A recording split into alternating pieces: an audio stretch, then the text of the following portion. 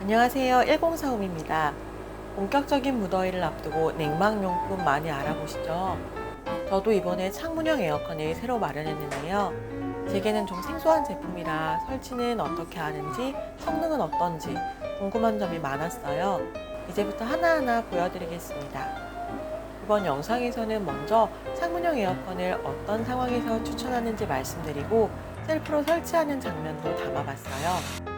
캐리어 에어컨의 여러 세부 기능, 작동하는 모습을 보여드리고 청소와 관리하는 법, 전기요금에 대한 이야기까지 담아봤는데요. 궁금하시다면 영상을 끝까지 시청해주세요.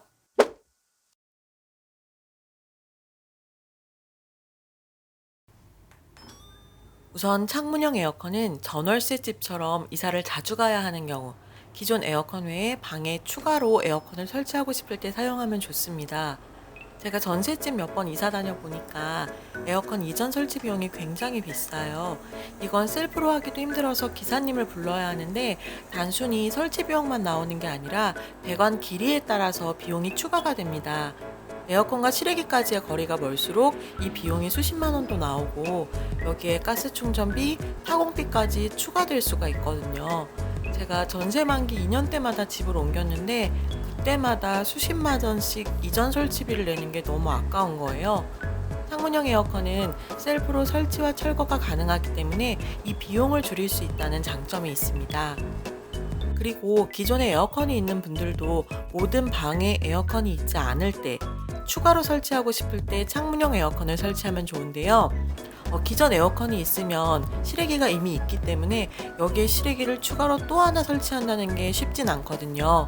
배관 구멍이 없으면 새로 뚫어야 하고 실외기 앵글도 새로 짜야 할 수도 있고요. 저희 아파트의 경우는 바깥에 실외기 설치가 아예 안 되고 내부에 실외기실이 따로 있기 때문에 만약 여기 안 들어가면 방법도 없어요. 구멍이나 실외기 걱정 없이 설치할 수 있다는 것도 창문형 에어컨의 큰 장점입니다.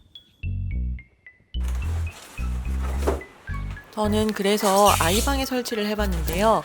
힘들게 에어컨을 위로 꺼낼 필요 없이 박스를 위로 들어올리면 개봉이 되고요. 설치 방법 자체는 어렵지 않아서 혼자 할 수 있는데 들어 올리는 게 힘들다면 한 분이 보조로 도와주면 쉽게 셀프로 할 수 있습니다. 창문에 에어컨을 설치한다는 게 처음엔 무척 생소했는데요. 실외기가 없다 보니까 배출되는 공기를 밖으로 내보내주기 위해 창틀에 바로 설치를 하는 거예요. 이때 창틀에 구멍을 뚫지 않고 고정이 가능하기 때문에 전 월세집에서도 손상 걱정 없이 설치가 가능합니다. 브라켓을 먼저 설치를 해주고요. 여기에 에어컨을 넣는 건데요.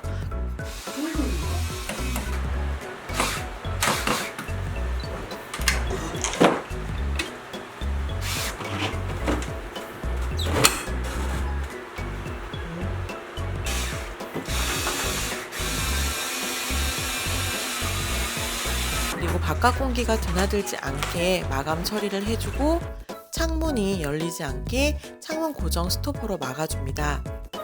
창틀 바깥으로 본체가 튀어나가지 않기 때문에 이중창의 경우 바깥 창문을 닫을 수도 있어요. 제품을 가동할 때는 당연히 뒤쪽 창문을 열어서 열기가 빠져나가게 하는 게 좋고요. 긴 외출이나 비가 막 들이칠 것 같으면 닫아주는 게 좋을 것 같습니다. 저희 집은 1층이라 제품이 작동될 때 밖에 나가서 본체 뒷부분을 한번 촬영해 봤어요. 밖에서 봤을 때 생각보다 티가 거의 안 나더라고요. 에어컨을 작동시켰을 때 가까이 가보니 기존 에어컨 실외기만큼은 아니었지만 작동 소음과 열기가 느껴졌습니다. 실외기 옆을 걸어갈 때처럼 훅 느껴지는 뜨거운 열기는 아니라서 좁은 골목 창문에 설치하는 경우도 괜찮을 것 같다는 생각이 들었습니다. 그리고 이 제품은 에너지 소비 효율 등급 1등급 인버터 에어컨입니다. 에어컨은 아무래도 전기요금이 걱정이 되는데요. 이왕이면 에너지 소비 효율 1등급 제품이면 좋겠죠. 이 제품은 으뜸 효율 환급이 가능한 제품이라 제품 가격의 10%를 환급받을 수 있다는 점도 참고하시면 좋겠네요. 작동시키기 위해 리모컨을 먼저 확인해 보니 본체 옆에 자석으로 부착할 수 있게 만든 점이 참 편리하더라고요. 기능은 일반 에어컨에 있는 기능 다 있다고 보시면 되는데요. 캐리어는 에어컨으로 워낙 유명한 기업이라 에어컨 성능은 당연히 좋겠거니 생각했는데 사용해보니 창문형 에어컨도 잘 만들었다는 생각이 들었습니다. 충분히 시원했고 제습이나 송풍 기능도 괜찮았습니다. 터보 기능도 있습니다.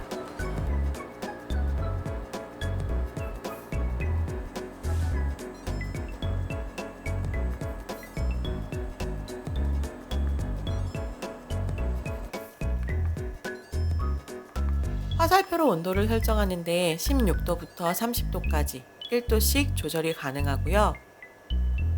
예약 운전을 할 때는 10시간까지는 0.5시간, 30분 단위로 조절이 가능하고 이후에는 1시간씩 총 24시간 예약이 가능합니다.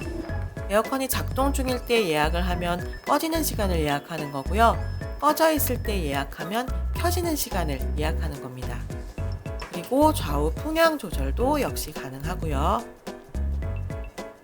다른 에어컨에서 못 보던 버튼이 팔로우미 버튼인데요.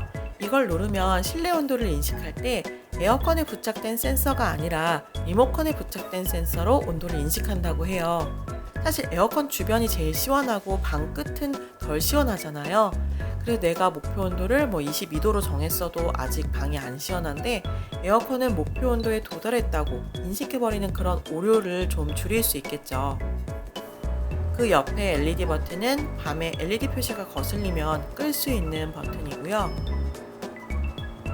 터보 운전은 최대 30분까지 작동 가능하다고 합니다. 목표 온도까지 빠르게 온도를 내릴 때 사용하는데요. 터보 운전 모드는 당연히 소음이 있습니다. 에어컨을 터보 모드로 계속 사용하는 분은 사실 없겠죠. 초반에 온도를 확 낮춘 다음 얘는 온도를 좀 올려서 선풍기 등과 함께 공기를 순환해가며 사용하는 게 전기요금 절약에도 도움이 되는 거 다들 알고 계시죠? 그리고 마이 모드라는 기능은 이 버튼을 2초 이상 누르면 현재 상태를 저장하는 기능이에요. 즐겨찾기 생각하시면 될 것 같아요. 그리고 조용 운전 버튼이 있는데요. 창문형 에어컨을 알아볼 때 소음에 대한 이슈가 굉장히 많더라고요. 그런데 이 소음이라는 게 절대적인 수치로만 판단할 게 아니라 사람마다 느끼는 정도가 또 다른 것 같아요. 데시벨 측정을 해서 똑같은 수치가 나와도 어떤 소리는 백색 소음처럼 느껴지기도 하고 어떤 소리는 도저히 못 참겠는 거슬리는 소리일 수도 있으니까요.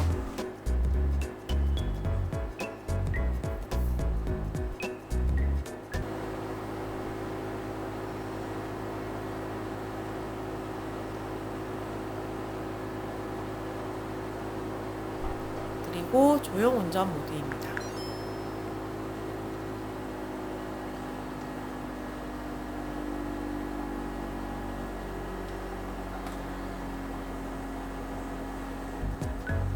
카메라는 에어컨과 1m 거리에 떨어져 있었고요.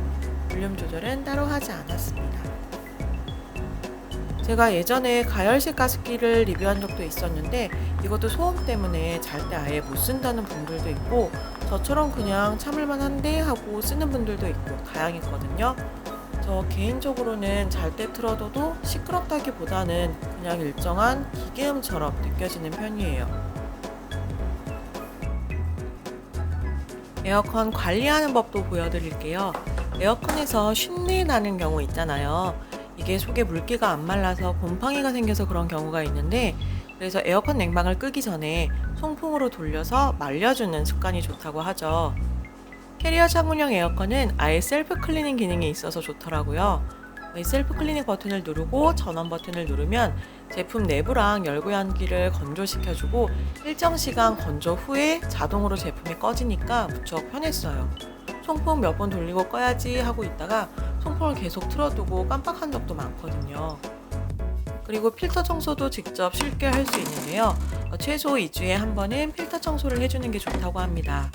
제품 측면에 보면 이런 흡입 그릴이 있는데 이걸 열고 앞쪽으로 당기면 필터를 꺼낼 수 있어요. 미지근한 물에 필터를 담궈서 중성 세제로 씻고 완전히 말린 후 다시 조립하면 됩니다. 그리고 에어컨을 사용하다 보면 응축수라고 물이 생겨요. 이게 바닥에 찬다고 하는데 캐리어 창문형 에어컨은 표시 창에도 FL 표시가 뜨고 제품이 자동으로 멈춰서 알아보기는 쉬울 것 같습니다. 이게 안 되는 제품들도 있거든요. 그렇게 응축수 때문에 제품이 멈추면 여기 바닥이나 또는 바깥에 후면에 있는 배수구 마개를 열고 응축수를 제거하면 됩니다. 마지막으로 전기요금도 짚고 넘어갈게요. 전기요금이 얼마나 나오나요? 많이 나오나요? 라는 질문이 사실 대답하기 참 애매한 게 전기요금은 각 가정에 현재 전기요금이 얼마나 나오는지 제품 사용 시간이 얼마나 되는지에 따라 차이가 크게 나거든요. 이 제품의 경우 에너지 소비율 1등급 제품이라 전기요금이 많이 나오지는 않는데요. 매일 7, 8시간을 사용한다고 가정했을 때 거의 수면 시간이죠. 26,000원의 전기요금이 나온다고 합니다. 여기에 기존 전기요금이 더해졌을 때 누진세 구간을 넘어서는지는 각자 그 전기요금 보고 확인을 해보셔야겠죠. 일본어 썼어? 응. 지금까지 캐리어 창문형 에어컨 사용 리뷰였습니다. 시청해주셔서 감사합니다. 네, 구글 해보니